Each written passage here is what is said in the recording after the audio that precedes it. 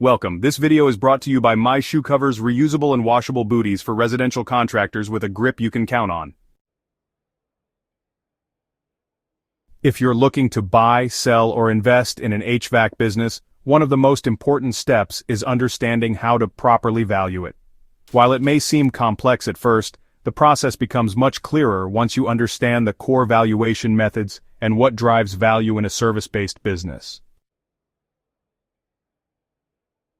In this guide, we'll focus on two of the most widely used approaches: asset-based valuation and income-based valuation, specifically through SDE and EBITDA. We'll also explore how to choose between them and provide real-world examples of each. If you would like to learn what drives a higher valuation for your business, watch till the end. So HVAC companies are service-oriented businesses. Their value isn't just tied to the equipment they own, but also to their earnings, their staff, their customer base, and the operational systems they've put in place. That's why, honestly, a lot of traditional valuation methods that rely solely on physical assets just fall short when it comes to capturing the full picture. Let's begin with the asset-based valuation approach. This method is, most commonly used for businesses that aren't profitable or are winding down operations. It focuses on the fair market value of tangible assets like service vans, tools, fixtures, and inventory.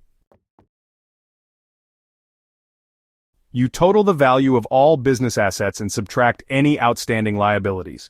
The result gives you the business's net asset value.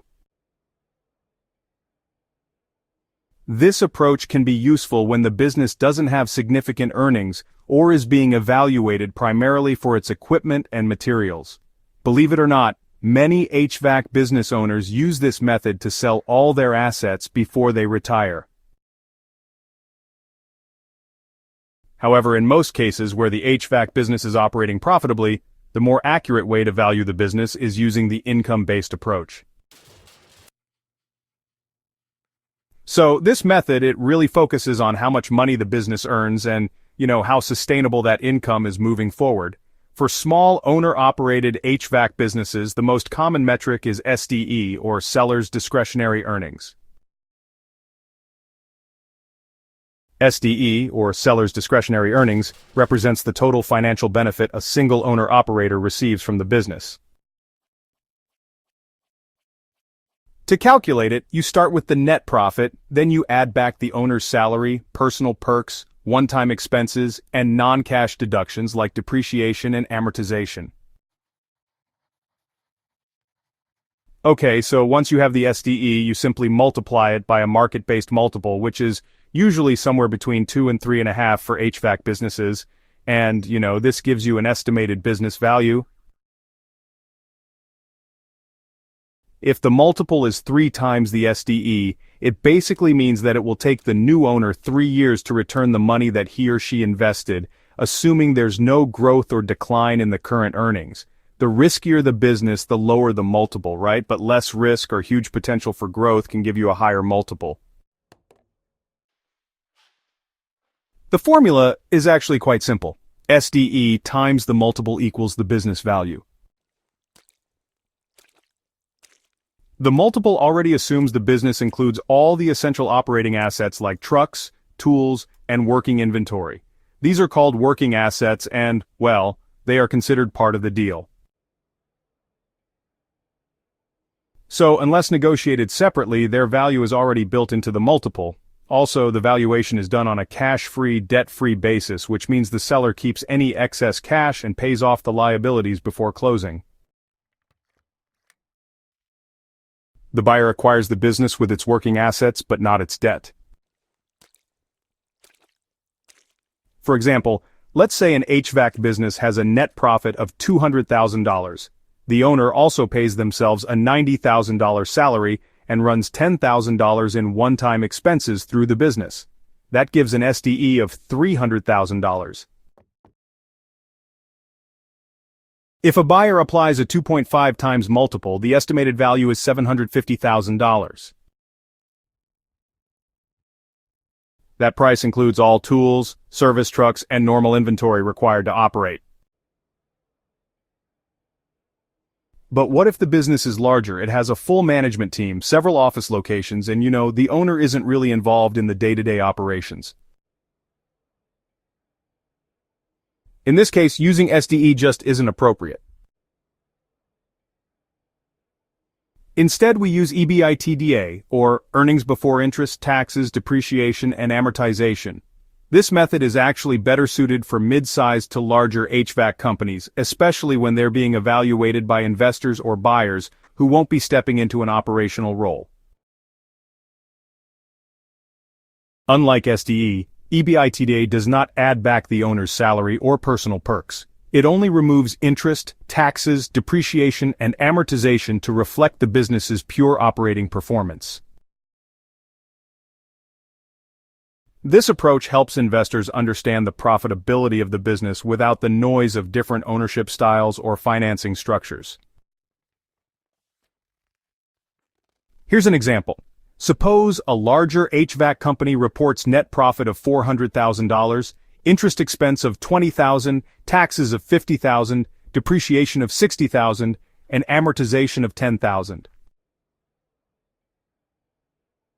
So the EBITDA would be $400,000 plus $20,000 plus $50,000 plus $60,000 and another $10,000. That brings us to a total of $540,000.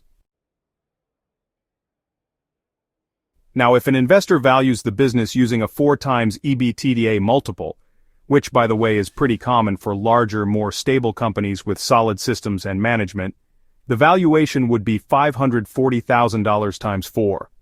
That comes out to $2,160,000.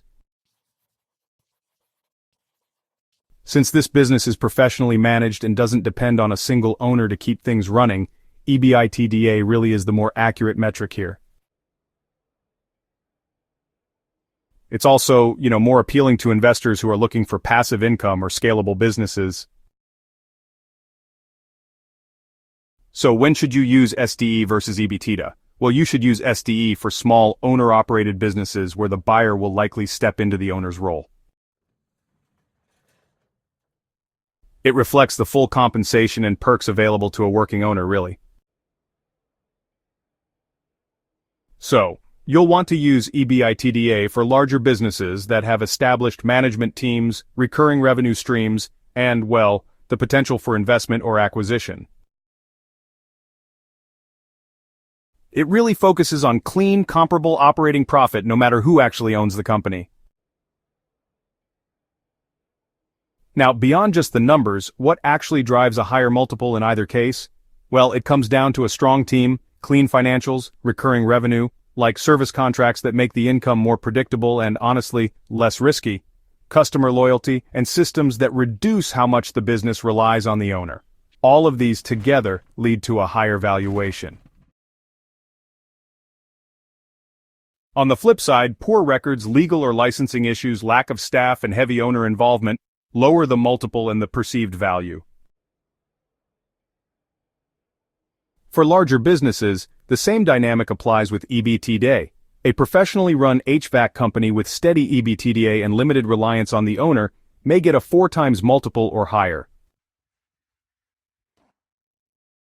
If it's chaotic, overly dependent on one person, or has inconsistent earnings, it might only get 2.5 times EBITDA or less. So, if you're preparing to sell your HVAC business and, you want to maximize its value, you should focus on building systems, documenting procedures, hiring a strong team, and, of course, maintaining accurate financials. These steps, really reduce buyer risk and justify higher valuation multiples regardless of whether you're using seller's discretionary earnings or EBITDA. At the end of the day, valuing an HVAC business is about more than just profit. It's about transferability, sustainability, and, reducing risk. Whether you're a buyer or a seller, understanding these 2 core valuation methods will absolutely help you make smarter, more informed decisions. On behalf of the MyShoeCovers team, thank you for exploring this guide. please go ahead and like, share and subscribe to our channel. And don't forget to check out our other videos where we provide valuable tips to help you grow your HVAC contractor